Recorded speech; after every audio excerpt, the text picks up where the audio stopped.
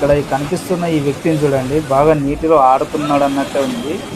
కానీ ఫస్ట్ 2 సార్లు ఆడాడు, బాగానే ఆడాడు. తర్వాత మళ్ళీ దాంట్లోకి దూకుతాడు వాటర్ ఎక్కువ వచ్చినప్పుడు.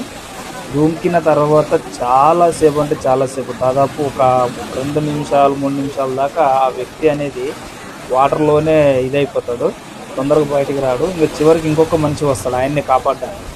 ఆయన వచ్చిన తర్వాతే ఈయన బయటికి వెళ్తాడు. మళ్ళీ అప్పటిదాకా ఈయన డ్రామా చేశాడో లేకపోతే రియల్గానే అలా అయిపోయాడో తెలియదు.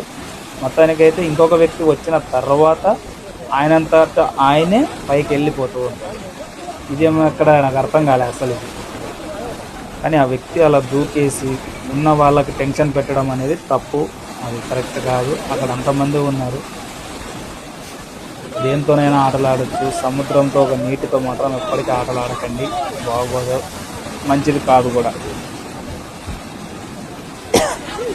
దాంట్లో పెట్టుకుంటే మన ప్రాణాలే పోతాయి స్వామి. గంగాదేవి ఎక్కడికి పోదు, ఎక్కడ కావాలో అక్కడ ఆడుతూ ఉంటుంది, కానీ మనం మాత్రం ప్రాణాలు కూడా పోతాయి. ఇది గుర్తుపెట్టుకోండి. వెనక భవిష్యత్తు ఇంకా చాలా ఉంది, ముందు భవిష్యత్తు. పిల్లలు ఉన్నారు, భార్య పిల్లలు ఉంటారు భవిష్యత్తులో వెనక.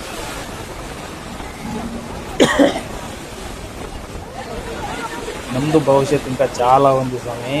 ఇలాంటి పనులు చేయకండి, ఎందుకంటే భార్య పిల్లలు ఉన్నారు కాబట్టి ఇంకా ముందు చాలా జీవితం ఉంది. దయచేసి ఇలాంటి పనులు చేసి ప్రాణాలు మీరు తెచ్చుకోకండి, ఓకేనా? So thank you. లైక్ చేయండి ఖచ్చితంగా వీడియోకి.